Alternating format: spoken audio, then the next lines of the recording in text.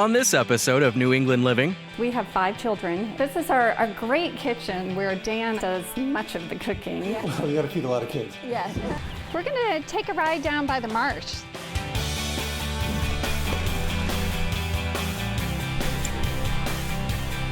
What do you want me to do with this cheese? Re-wrap it up, or? I would just eat it all. All right, cheers, everybody. Cheers. Thank you very much. Welcome to New England Living. I'm Parker Kelly. And I am passionate about art, architecture, and design. I also love to travel, meet new people, and I'm definitely a foodie. Join me each week as I travel all over this beautiful region, showcasing the most spectacular homes and meeting the key players involved in creating them. To top it off, I'll cook up some delicious dish with a chef, and we'll finish it off with a celebration of it all. I'm Parker Kelly, and this is New England Living. New England Living is brought to you by Clark, Sub-Zero and Wolf, and Kohler Signature Store by Supply New England. And of course, please stop into the all-new Seven Tide in the Seaport District in Boston. Today I'm on my way to Mason's Island, located in Stonington, Connecticut, in the mouth of the Mystic River. The island is roughly a mile by a mile and a half, approximately 600 acres, with many of those acres being preservation land, with hiking trails and bird sanctuaries. There are 4 private beaches, as well as numerous docks, dinghies, and a yacht club. Although the island feels very secluded and far away, it's actually very close to Mystic's historic downtown, Mystic Seaport, and Mystic Aquarium. I'm on my way to meet homeowners Stacy and Dan in their 3,600 square foot Nantucket Gambrel style home. The couple built the home 10 years ago with a clear vision that their architect friend helped them execute. Prior to moving to Mason's Island, they lived in a historic home in downtown Mystic, but they wanted something with more space and privacy. Though their home on Mason's Island is only a couple of miles from their original home, they feel worlds apart. Dan has a background in IT, but now focuses on local real estate. Stacy is a president of a medical education company. With 5 children between them, many friends, and a large extended family, the couple designed the home to be comfortable and spacious for raising the kids and entertaining. The home has an open floor plan, but also intimate spaces, giving both a contemporary and classic feel. The couple considers themselves very hands-on, taking care of the yard, garden, and other jobs themselves. Stacy has her own casual and sophisticated interior design style as well, with crisp blue and white accents and lots of original art and furnishings she's collected over the years. Because Stacy's career requires so much travel, their home and time together as a family on the island is sacred. We're going to meet the homeowners, take a tour of the home, the island, and some of the waterways, and then Stacy and Dan are turning their kitchen over to James Wayman, the executive chef of the Oyster Club, and he and I are going to cook up some delicious locally sourced delights and celebrate New England living on Mason's Island.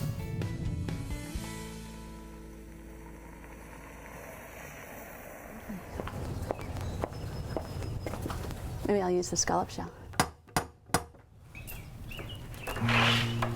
Hi, you must Parker. be Stacy. Yes, so nice to meet see you. Hi, Dan. Nice to see you. This is what a really nice open entryway with lots of choices, every direction. Oh, sure. So we have, one thing about us is we have 5 children, and so we built this house to really house a lot of children and friends and guests, so it's very open. So it wasn't a renovation at all. It was completely built. So you bought the land and built it. Oh, I can't wait to hear. It's been about 10 years now.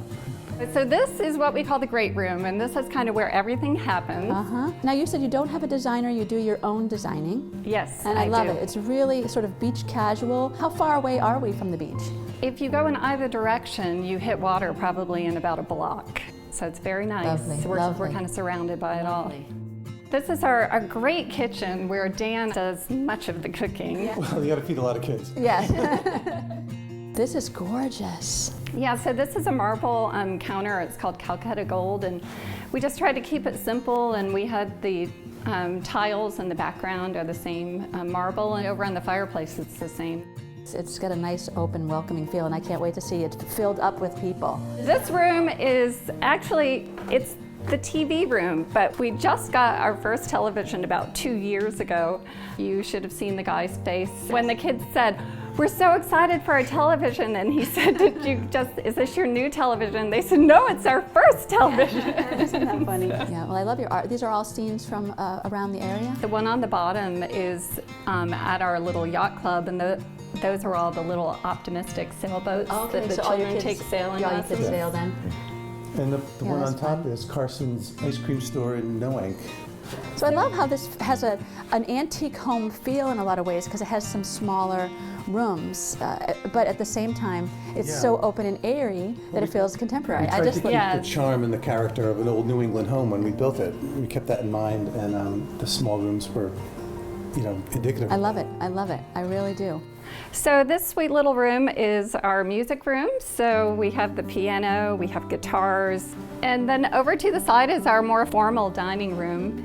Nice to have not too much going on in here, and then the focus is on the conversation and being with friends and family. Yes, it is, and I think it's really about, making great food and great conversation and fun, and so the room comes to life with all of that instead of, the things in here. And so we may dine out there or we may dine here, and we don't know yet. We'll just see how we feel on the day. Right. So shall we take a walk upstairs? I'd love to, yes, Check it please. out. So I think we could start with the master bedroom. Sure.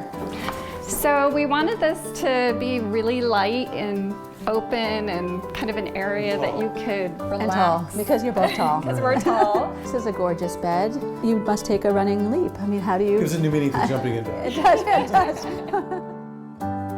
And at the top of the stairs is our son's bedroom. This is Sam's room. Okay. Sam is 15, so a lot of sailing, art. He's been sailing since I think he was about 5. So this room was once the teenager's room, which is now the guest room. Oh, that's nice. Very warm, very comfortable. Yeah, so when it was the teenager's room, it was never this tidy. I imagine. So this is Margot's room. You got a chalkboard painted on the wall. I Yes. did that with my boys when they were little. I love that. It's always interesting to see what's on the chalkboard after people have arrived. That's great. So everyone upstairs, all 5, and it doesn't feel crowded at all. It feels really nice up there. No, it feels good. One interesting aspect of Dan and Stacy's home is that it uses geothermal energy. Dan took me to the basement to check it out. This is the geothermal unit and the hot water heater. What happens is, because it's always 55 degrees 6 feet down in New England, the geothermal has a closed loop piping system that goes down about 380 feet twice. And then it pumps the warm or cool liquid through this unit, which sends it throughout the house. And is it expensive to make your home geothermal? No, just the unit itself is probably only about 25% more. But you will recoup that in the first 5 years of ownership because it's so efficient. After seeing the inside, Dan and Stacy walked me around the property. It was lovely. We tried to choose a lot of things that were indigenous to Mason's Island, so you'll see a lot of hydrangea around because they go with the water side. It feels so park-like. I mean, the landscaping you've done is really beautiful. Yeah, and I mean, all of these woods are part of our property. We decided to keep it woods because we wanted this feeling. Who's on the hammock? Who really? That'd be me. Yeah. Yeah, Later that's on. Dan's hammock. After you mow? That's correct. While Dan and the couple's son Sam headed down to the yacht club to get the boat ready, Stacy took me for a short bike ride around the neighborhood. We're gonna take a ride down by the marsh, so you can take a look at the Mystic River on one side and the Great Marsh on the other side, and then look out to Fisher's Island Sound. This is just stunning. Yeah, it is beautiful. I think we can probably head down to the club and they'll be ready for us. Oh, perfect. Okay. Yep. This is sweet, sweet little place you have. Not only did we take a lovely cruising tour, but we were also able to catch the weekly sailing race that Dan usually participates in. The vessel called the Patriot ended up winning in its class, which only made the night sweeter.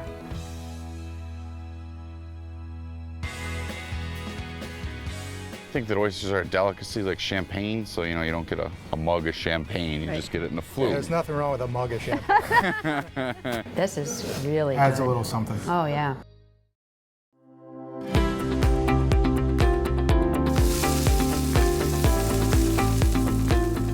Clark, New England's official Sub-Zero and Wolf showroom and test kitchen, offers 3 reasons to begin your project here. Explore the world's finest appliances. Then cook and taste Wolf's culinary perfection. Be inspired by innovative design. Do you crave extraordinary? Visit clarkliving.com to plan your visit. Technology is becoming a must-have for most areas of our homes, so it's important to get familiar with what your options are. Add a touchless kitchen faucet as an affordable solution to help you get on track.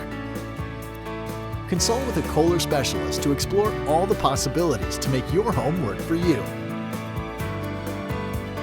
This tip is brought to you by Kohler Signature Store by Supply New England.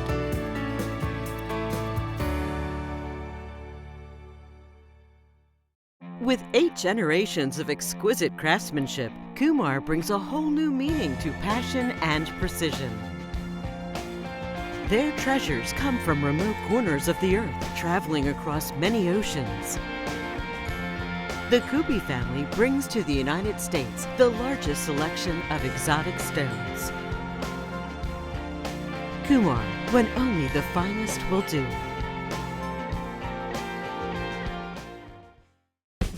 Pursuit, built to a higher standard. Many try to replicate. Pursuit continues to innovate with cutting-edge features and top-notch technology. Offshore, center console, dual console, sport coupe, and the sport tender. We have boats from 23 to 38 feet, and once you own one, you will feel the difference. We know you have a choice, and you can put your trust in us to deliver a vessel that will take you where you want to go. Visit your factory-authorized dealer today and experience the passion we have built into each and every one of our boats. Visit PursuitBoats.com and explore, experience, enjoy your life in Pursuit.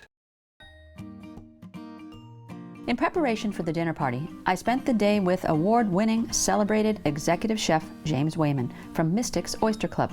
The Oyster Club is a casual, fine dining restaurant and raw bar. The owners and chef strongly believe in utilizing the freshest, most sustainable local ingredients possible, sourcing from nearby farms and waters. At the restaurant, we use 4 local farmers and we go directly to them. And it's really great to get it direct and fresh from the farm. It doesn't sit in a seafood company for 2 weeks in water.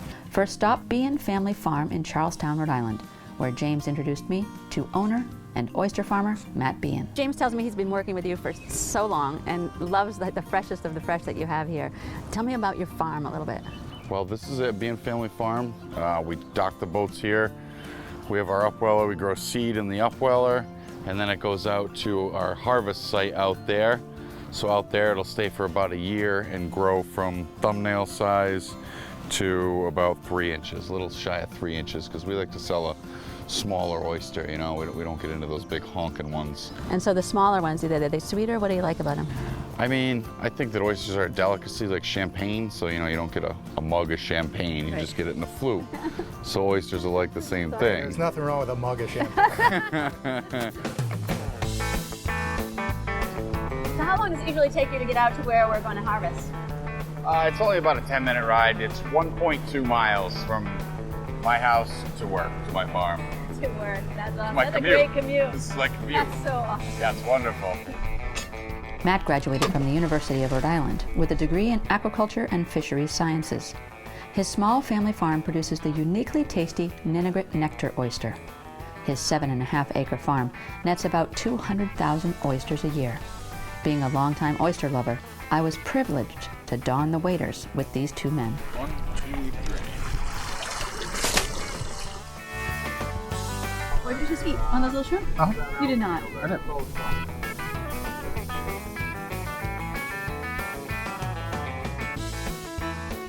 Cheers, guys. Cheers.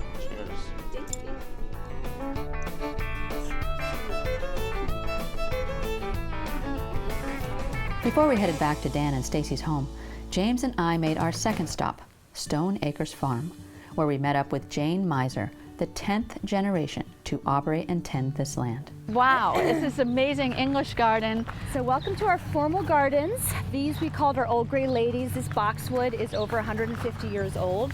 As we strolled, talked, touched, and tasted, the passion for fresh, local, sustainable food grown here was palpable. Yeah, we purchased this farm with a group of investors about a year and a half ago now, and it's now turned back into its original use as a working farm. It's so cool. Super talented young guy, Andy Meek, growing vegetables for us. Really nice to have that kind of direct interaction between the two of us. I'm out here 2 or 3 times a week talking to him, walking through the fields, you know, getting inspiration for new dishes, because at Oyster Club our menu changes every day. All right, here we are in our high tunnels, about to get some stuff for dinner tonight. We have some green jalapenos we're gonna grab over here, eggplants, green tomatoes, and cucumbers. You can just see the freshness of all these vegetables. It's gonna be an amazing evening. I'm here with Dan Miser. He's Jane's husband and James's partner. And so what I really want to talk to you about is just your philosophy for these restaurants. I mean, you have a really good vibe going, this whole thing. It's real simple. I mean, we believe there's this very cool food revolution taking place in our little corner of Connecticut right now. Yeah. There's this collection of farmers, fishermen, food artisans, chefs. You know, we believe in the story behind our food and where it's coming from. And so we have education based around food, we have events based around food, and then we have the farm. So it really all kind of ties together. Yeah, and our audience really believes in the whole food coming together. I mean, that's why we do our show too. Everyone comes and congregates right there in a kitchen. I'll see you tonight at the party. Absolutely, and thank you for the tour. Nice to meet Jane, nice to meet you. I'll see you again tonight. Thank you. All right. All right. Cheers.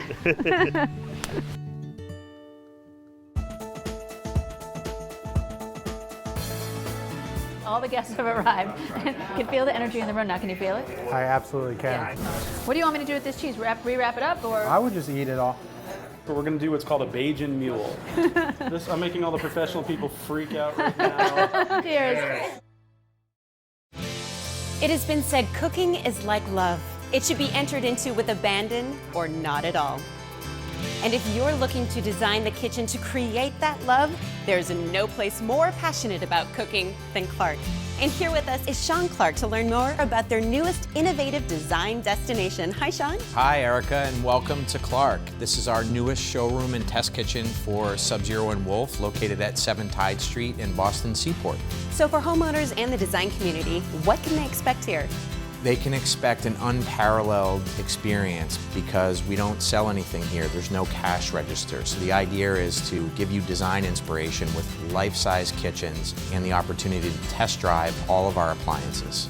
And there's innovation at every corner. What is this area? So this is our media lounge where your architect or designer can project your kitchen plan to scale, and then steps away, the products come to life in one of our working kitchens. Wow, this really helps to envision how these products are actually going to look in your own kitchen.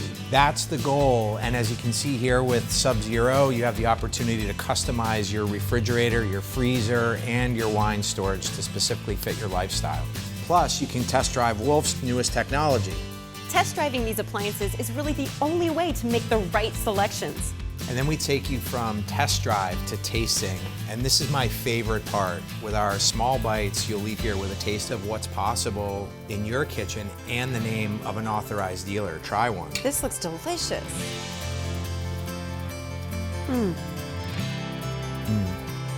That is good.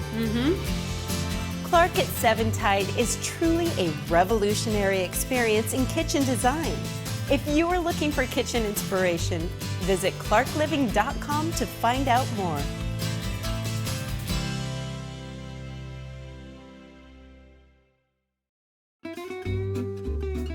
We're back in Dan and Stacy's kitchen, and I'm back with the extraordinary chef, James Wayman. Boy, we were busy today. Absolutely. Yeah. What a great trip to the oyster farm. That was killer. Wasn't that awesome? And then the Stone Acres. Oh, did you like that? Yeah. Hello. Look at the bounty we have. How could I not like that? Tell me what we're doing. Tell me what we have. We're making a rub for this beautiful pork here. We have kind of an herb to Provence thing from our farm, Stone Acres Farm, and then we're going to add a little bit of gray sea salt just to help you kind of mix it together. Yeah. And then so some olive the oil. sea salt adds that hard, crunchy part that just It breaks it all down. breaks it all Absolutely. down. Yeah. Okay. So good luck. Yeah. Thank you. Just like this? Absolutely. So much better than a blender, so much better than a food processor. Really extracting all the oils of the herbs. Yeah. They smell so good. Absolutely incredible. So we're gonna add just a little bit of green chili to this. Well, heat. Take the smell of that. Yeah. So there's that. It's very exciting. All right, now. Now, do you have sous chefs and everything to do all this now, and you just have like sort of big mind thinking, like Dale Chihuly, you know, he just does the drawings now, and then people execute the glass blowing. Like, do you still get your hands dirty like this in the kitchen? All the time. Yeah. I'm still there 5 days a week, talking to my chefs, cooking food.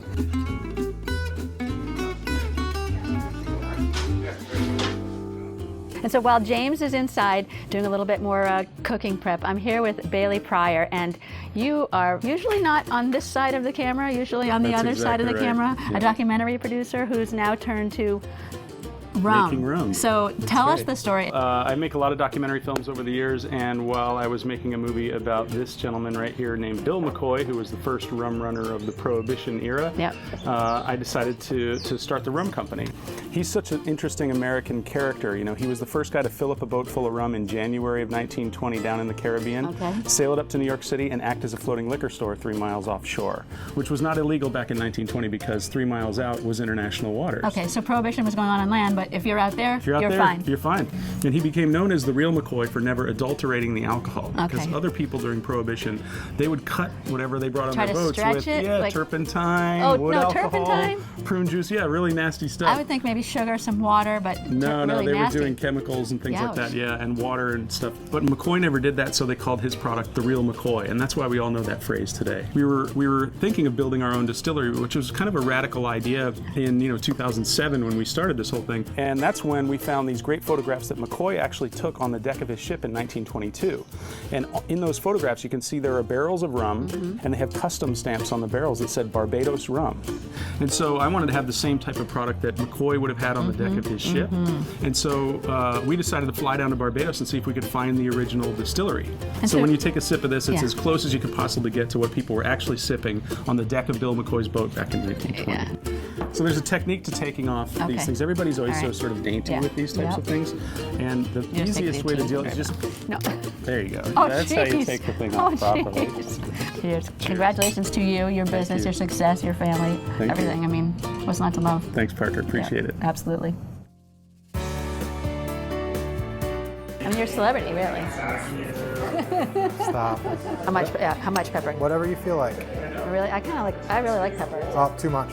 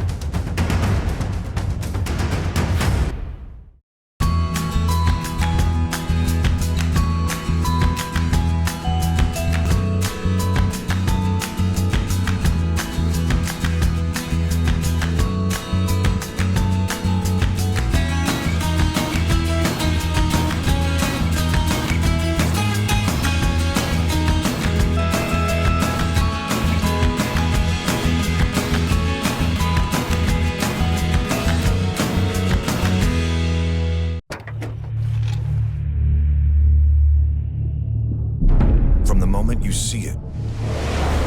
It commands your respect. You can feel its immense power.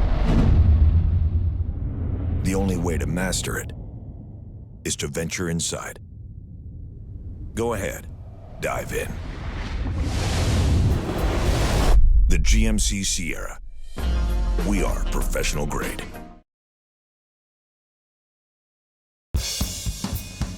All the guests have arrived. You can feel the energy in the room now. Can you feel it? I absolutely can. Okay, so now that the guests are here, should we start making the oyster appetizer from those oysters that we got this morning? For sure.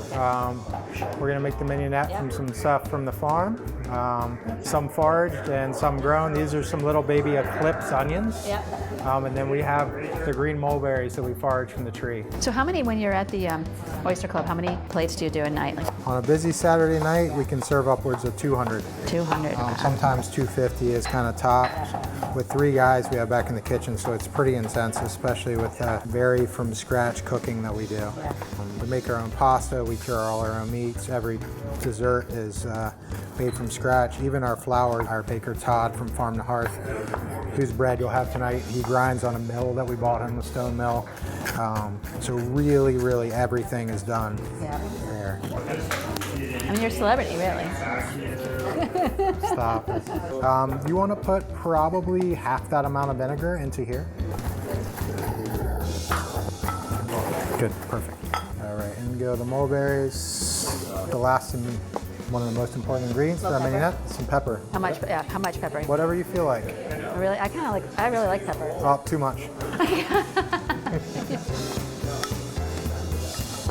So are we ready to eat a couple oysters? Yes, please. Yes, please.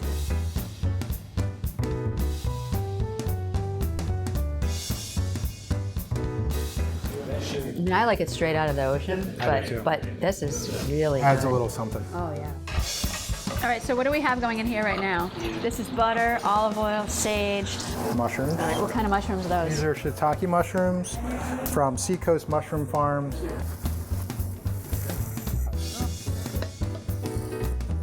Those look so good. Starting to smell the aroma coming off those things. So this is a cow's milk cheese, milk from Connecticut. Kind of like a brie. So we're gonna pop real quick back in the oven here. What do you want me to do with this cheese? Re-wrap it up, or? I would just eat it all. Okay, so grab these off. I saw you do it with your bare hand. Oh my God, this looks so good. Goodness, that's so pretty and delicious looking. Look at that.